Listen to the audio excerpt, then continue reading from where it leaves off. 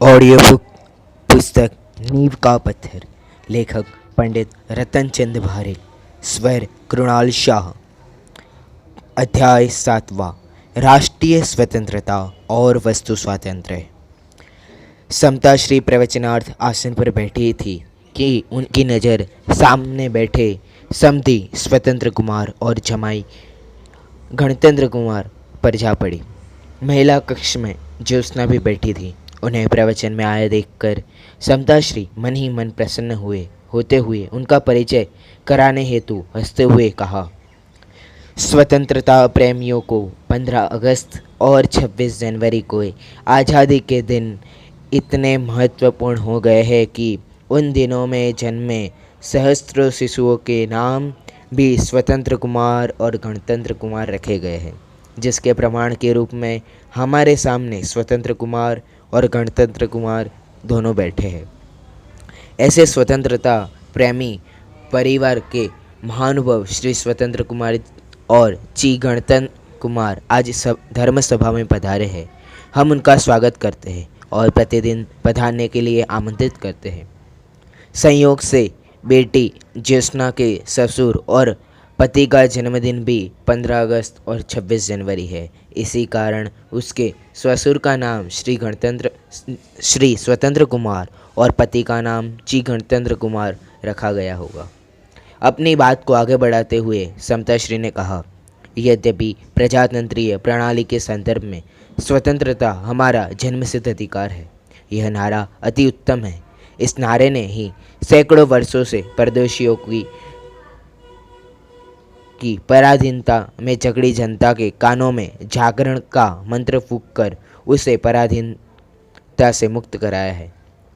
ये तदर्थ इसमें हुई कुर्बानी की जितनी भी प्रशंसा की जाए कम है। देश के परदेशियों की गुलामी से सदा मुक्त रहना ही चाहिए। परंतु हम यहाँ जिस वस्तु स्वातंत्र्य के सिद्धांत की बात कर रहे हैं वह धर्म और दर्शन में प्रतिपादित वस्तु स्वातंत्र्य का सिद्धांत इस राष्ट्रीय स्वतंत्रता से बिल्कुल भिन्न है। दोनों के नाम दीपक और सूरज जैसा महान अंतर है। यदि राष्ट्रीय स्वतंत्रता दीपक है तो वस्तु स्वातंत्र्य का सिद्धांत सूरज है।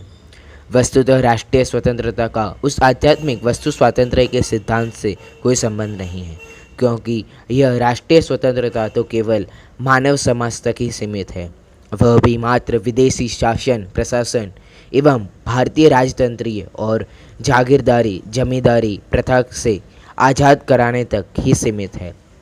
साथ ही स्वदेशी प्रजातंत्रीय प्रणाली में और शासकीय प्रशासकीय नियमों का निर्वाह करने, कानूनों की पालना करने की पराधीनता तो इसमें भी कम नहीं है। इतना ही नहीं, पारिवारिक भरण पोषण के लिए नौकरी चाकरी करने में की परतंत्रता भी है ही। अतः इस लौकिक स्वतंत्रता से वह आध्यात्मिक वस्तु स्वातंत्र्य की बात बिल्कुल निराली है। दोनों बिल्कुल भिन्न भिन्न हैं। लौकिक आज़ादी के संबंध में एक व्यंगकार ने तो व्यंग में यहाँ तक कह डाला कि यह कैसी आज़ादी जिसमें मन माने ढंग से सड़क पर चलने की भी आज़ादी नहीं, जगह जगह नोटिस बोर्ड लगे, चलो सड़क की बाई पटरी। खाने पीने की आज़ादी नहीं, यदि भांग खाकर या शराब पीकर रोड पर निकले तो पुलिस पकड़कर कोतवाली में बिठा देती है। जहाँ देखो वहाँ नो एंट्री की नोटिस बोर्ड लगे हैं। पालतू पशुओं जैसे बंधन हैं, फिर भी कहते हैं कि हम आज़ाद हैं। खैर, व्यंगकार ने तो कुछ अधिक ही कह दिया। फिर भी पराधीनता तो कदम कदम पर है ही। इसलिए हम दृढ़ता से यह कह सकते हैं कि वस्तु स्वातंत्र्य के सिद्धांत से इस लौकिक स्वतंत्रता और परतंत्रता का दूर भी संबंध नहीं है, क्योंकि यह मात्र मानव के व्यवहारिक जीवन की बातें है और वह आध्यात्मिक सिद्धांत है जिसे समझने से और जिसकी श्रद्धा से हम निश्चिंत और निर्भर होकर ध्यान और अध्ययन चिंतन मनन कर अंतर्मुखी हो सकते हैं। स्वतंत्र कुमार और गणतंत्र कुमार भी इस प्रवचन को ध्यान से सुन रहे थे। उनके मन में अनेक प्रश्न उठे, क्योंकि ऐसा आध्यात्मिक प्रवचन उन्होंने पहली बार ही सुना था। वह ज्ञान वैराग्य परक प्रवचन सुनकर उनका हृदय हिल गया। वे बहुत प्रभावित हुए, परंतु उनकी समझ में यह नहीं आ रहा था कि न केवल जन जन की स्वतंत्रता और न केवल मात्र जीवों की स्वतंत्रता, ये तो कण कण की स्वतंत्रता की बात कह रही है। यह कैसे संभव है? स्वतंत्र कुमार सोचता है, क्या कण कण अर्थात पुद्गल का एक एक परमाणु स्वतंत्र है? मैंने अब तक प्रवचनों से में ऐसा सुना है कि आत्मा कर्मों के अधीन है, कर्म बहुत बलवान होते हैं, ये जीवों को नाना प्रकार से नाच नचाते हैं। कहा भी है, कबहु इतर ने गोद कबहु नरक दिखावे। तथा यह भी स्तुति में बोलते हैं कि हे प्रभु, मैंने इनका कुछ भी बिगाड़ा नहीं किया, फिर भी इन कर्मों ने बिना कारण बहुविध वैर लिया है। ये कर्म ही तो जीवों को 84 लाख योनियों में भटकाते हैं। यद्यपि नरक और निगोद हमें इन चर्म चक्षुओं से दिखाई नहीं देते, परंतु लट, केचुआ, चींटी, चींटे, मक्खी, मच्छर, पशु पक्षी आदि और मगरमच्छ, मछली आदि असंख्य अनंत जीवों को तड़पते, छटपटाते, भयभीत हो इधर उधर भागते दौड़ते तो हम प्रत्यक्ष देखते ही है। ये कर्मों के फल ही को ही तो भोग रहे हैं, कर्मों के अधीन ही तो है। फिर जन जन व कण कण की स्वतंत्रता कैसे संभव है? स्वतंत्र कुमार ने निवेदन किया, इस समय आप मेरी समधिन नहीं बल्कि गुरु हो। यह तो मेरा परम सौभाग्य है कि आप जैसे विदुषी से इस संबंध जुड़ने का मुझे सुअवसर मिला, और जब से आपकी बेटी ज्योत्सना जैसी बहू के पग मेरे घर में पड़े, तब से घर का वातावरण ही बदल गया। हमारा तो जीवन ही सफल हो गया। मैंने आपका प्रवचन बहुत ध्यान से सुना है, बहुत आनंद आया, परंतु कुछ प्रश्न मेरे मन में उठे हैं। यदि अभी असुविधा न हो तो, अन्यथा जब आपको अनुकूलता हो मैं तभी हाजिर हो जाऊंगा। समताश्री ने कहा, स्वतंत्र जी, ऐसी कोई बात नहीं। आप आए और मेरी बातों को ध्यान से सुना, इसके लिए आपको बहुत बहुत साधुवाद। इस काम के लिए कभी कोई असुविधा की बात नहीं है, सदैव सुविधा ही सुविधा है। आप जब पूछना चाहे पूछे, मैं अपनी योग्यता के अनुसार आपकी शंकाओं का समाधान करने का प्रयास करूंगी। गणतंत्र और ज्योति भी आए। आप सबका बहुत बहुत स्वागत है। मैं चाहती थी कि ज्योति को घर वर धर्म प्रेमी मिले। मेरी भावना पूरी हुई, यह देखकर मुझे हर्ष है। एतदर्थ आपको पुनः पुनः साधुवाद। स्वतंत्र कुमार ने पुनः पूछा, जगत में छोटे से छोटा और बड़े से बड़ा कोई काम जब बिना कारण के तो होता ही नहीं। जो भी कार्य होता है उसका कोई ना कोई कारण तो होता ही है। जब यह अकाट्य नियम है तो फिर यह क्यों कहा गया कि परमाणु परमाणु का परिणमन स्वतंत्र है, स्वसंचालित है, कोई भी किसी कार्य का कर्ता धर्ता नहीं है? क्या यह बात परस्पर विरोधी नहीं है? समताश्री ने बताया, यद्यपि जगत में छोटे से छोटा और बड़े से बड़ा कोई भी काम बिना कारण के नहीं होता। जब भी जो कार्य होता है तो कार्य की पूर्व और कार्य के समय कोई न कोई कारण तो होता ही है। यह बात तो निर्विवाद है, परंतु यहाँ ध्यान देने की बात यह है कि उन कारण कार्य संबंधों को मिलाने की जिम्मेदारी किसी व्यक्ति विशेष की नहीं। जब कार्य होता है तब कार्य के अनुकूल सभी कारण स्वतः अपने आप ही मिलते हैं, चाहे वे काम अकृत्रिम हो, प्राकृतिक हो या कृत्रिम अर्थात किसी व्यक्ति विशेष के द्वारा किए गए हो। जैसे पत्थर प्राकृतिक है और उसमें उकेरी गई घड़ी गई प्रतिमा कृत्रिम है। हीरा प्राकृतिक है और हीरे का हार कृत्रिम है, परंतु पत्थर और प्रतिमा तथा हीरा और हार ये दोनों ही कार्य है, अतः उनके कारण भी नियम से ही है ही। वह प्रतिमा और हार हमारी स्थूल दृष्टि में कृत्रिम है और पत्थर एवं हीरा अकृत्रिम नजर आते हैं, परंतु उनके कारण कार्य की सूक्ष्म दृष्टि से शोध खोज करने पर हमें ज्ञात होता है कि उन सभी के एक नहीं 5 कारण दावेदार है। उदाहरणार्थ देखें, पत्थर को प्रतिमा बनने के संबंध में पहला, पत्थर का स्वभाव कहता है कि यदि मैं नहीं होता तो प्रतिमा का अस्तित्व ही नहीं होता, अतः असली कारण तो मैं ही हूँ। दूसरा, पुरुषार्थ कहता है यदि मैं प्रतिमा बनाने की प्रक्रिया संपन्न नहीं करता तो प्रतिमा कैसे बनती। तीसरा, होनहार का दावा है कि प्रतिमा बनने की होनहार या भवितव्य की ही न होती तो प्रतिमा बन ही नहीं सकती थी। चौथी, काल लब्धि कहती है जब प्रतिमा बनने का समय आएगा तभी तो बनेगी, तुम लोगों की जल्दबाजी करने से क्या होता है। पांचवा, निमित्त अर्थात कारीगर कहता है कि मैं जब छेनी चलाऊंगा तभी बनेगी ना, कोई जादूगर का खेल तो है नहीं जो जादू से हथेली पर आम उगाने की भांति बना दे। पांचों कारण अपना अपना कर्तृत्व बताकर अहंकार करते हैं, पर ज्ञानी कहते हैं कि यद्यपि कारणों के बिना कार्य नहीं होता, परंतु जब काम उपादान में अपनी तत्समय की योग्यता से होना होता है तभी होता है, और पांचों कारण अपनी योग्यता अनुसार तब मिलते ही मिलते हैं, और जब उपादान की तत्समय की योग्यता से कार्य रूप परिणमित नहीं हो तो एक भी कारण नहीं मिलता। अतः किसी को भी अभिमान करने की कोई गुंजाइश नहीं है। पत्थर की द्रव्य गुण पर्याय पूर्ण स्वतंत्र है, उनमें अन्य द्रव्यों का अत्यंत अभाव है। लोक की वस्तु व्यवस्था के अनुसार वस्तुओं को अर्थात द्रव्यों को न तो सामान्य अंश उपादान कारण होता है और न विशेष अंश, अपितु सामान्य विशेषात्मक द्रव्य ही उपादान कारण होता है। इसके मूलतः दो भेद हैं, पहला त्रैकालिक उपादान, दूसरा तात्कालिक उपादान। तात्कालिक उपादान के दो भेद हैं, पहला अनंतर पूर्व क्षणवर्ती पर्याय, दूसरी तत्समय की योग्यता।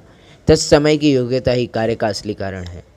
अष्टसहस्त्री ग्रंथ के कर्ता आचार्य विद्यानंद ने इसी भाव को ध्यान में रखकर उपादान कारण को इस प्रकार परिभाषित किया है कि जो पर्याय विशिष्ट द्रव्य तीनों कालों में अपने रूप को छोड़ता हुआ भी नहीं छोड़ता है और पूर्व रूप से अपूर्व रूप में वर्तन करता है, वह उपादान है। उपर्युक्त कथन से सिद्ध है कि द्रव्य अर्थात वस्तु का केवल सामान्य अंश व केवल विशेष अंश उपादान कारण नहीं होता, बल्कि दोनों अंशों से सहित द्रव्य अर्थात वस्तु ही कार्य का उपादान कारण है। द्रव्य सत स्वभावी है और सत उत्पाद व्यय द्रव्य युक्त है। द्रव्य द्रव्य शक्ति है और उत्पाद व्यय पर्याय शक्ति है। द्रव्य शक्ति के अनुसार कार्य का नियामक कारण त्रिकालिक उपादान है। अतः इस अपेक्षा से सत कार्यवाद का सिद्धांत सही है, किंतु केवल द्रव्य शक्ति के अनुसार कार्योत्पत्ति मानने पर कार्य की नित्यत्व का प्रसंग आता है। इस कारण वह कार्य का नियामक कारण नहीं है। तत्समय की योग्यता रूप पर्याय शक्ति कार्य का नियामक कारण है और वही पर्याय का कार्य है। इस प्रकार वास्तविक कारण कार्य संबंध एक ही द्रव्य की एक ही वर्तमान पर्याय में घटित होता है। उसी समय संयोग रूप जो उस कार्य के अनुकूल पर द्रव्य होते हैं उन्हें उपचार से निमित्त कारण कहा जाता है। इस कारण उक्त पांचों कारणों के रहते हुए भी वस्तु स्वातंत्र्य का सिद्धांत निर्बाध है। स्वतंत्र कुमार ने पूछा, उपादान कारणों में जो तत्समय की योग्यता रूप कारण की बात तो ठीक है, परंतु निमित्त कारणों में जो प्रेरक निमित्तों की बात कही जाती है, क्या उनके कारण भी कार्य प्रभावित नहीं होता? समताश्री ने बताया, निमित्त कारण अपने से भिन्न उपादान के परिणामन में सहकारी अर्थात सहचारी होने पर भी उसका किंचित मात्र भी कर्ता नहीं है। उपादान कारण पूर्ण स्वतंत्र स्वाधीन व स्वशक्ति सामर्थ्य से युक्त है, क्योंकि एक द्रव्य दूसरे द्रव्य का कार्य करने में पूर्णतः असमर्थ है। वस्तुतः उपादान कारण परिणमन शक्ति से रहित है, वह कर्ता कहलाने का अधिकारी नहीं हो सकता। एक कार्य के दो कर्ता कदापि नहीं हो सकते तथा एक द्रव्य युगपद एक काल में दो कार्य नहीं कर सकता। प्रत्येक द्रव्य अपना कार्य स्वतंत्र रूप से स्वयं ही करता है। स्वयं अपनी शक्ति से परिणमित होती हुई वस्तु में अन्य के संयोग की अपेक्षा नहीं होती, क्योंकि वस्तु की शक्तियाँ पर की अपेक्षा नहीं रखती। इस आधार से हम कह सकते हैं कि यदि उपादान कारण में स्वयं योग्यता न हो तो निमित्त उसे परिणमित नहीं करा सकता। विश्व की समस्त वस्तुएं अर्थात द्रव्य अपनी अपनी ध्रुव व क्षणिक योग्यता रूप उपादान सामर्थ्य से भरपूर है। कहा भी है, कालादि लब्धियों से तथा नाना शक्तियों से युक्त द्रव्य अर्थात वस्तुओं को स्वयं परिणमन करने में कौन रोक सकता है। कार्य की उत्पत्ति के समय तदनुकूल निमित्त उपस्थित अवश्य रहेंगे, किंतु वे स्वयं शक्ति संपन्न उपादान को कार्यरूप परिणमित नहीं कराते। अतः एक द्रव्य दूसरे द्रव्य के कार्य करने में पूर्णतः असमर्थ है, अकर्ता है। यही वस्तु की स्वतंत्रता है। स्वतंत्र वस्तु व्यवस्था में पर का किंचित मात्र भी हस्तक्षेप नहीं है।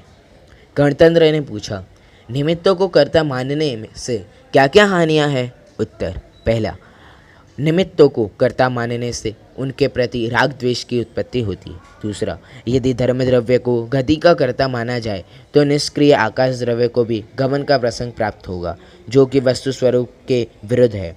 तीसरा, यदि गुरु के उपदेश से तत्वज्ञान होना माने तो अभव्य को भी सम्यक ज्ञान की उत्पत्ति मानने का प्रसंग प्राप्त होगा। चौथा, निमित्तों को कर्ता मानने से सबसे बड़ी हानि यह है कि अनादि निधन वस्तुएं भिन्न भिन्न अपनी मर्यादा में परिणमित होती है। कोई किसी के अधीन नहीं है, कोई किसी के परिणमित कराने से परिणमित नहीं होती। इस प्रकार वस्तु स्वातंत्र्य के मूल सिद्धांत का हनन हो जाएगा। ऐसे अनेक आगम प्रमाण हैं जिनसे निमित्तों का अकर्तृत्व सिद्ध होता है।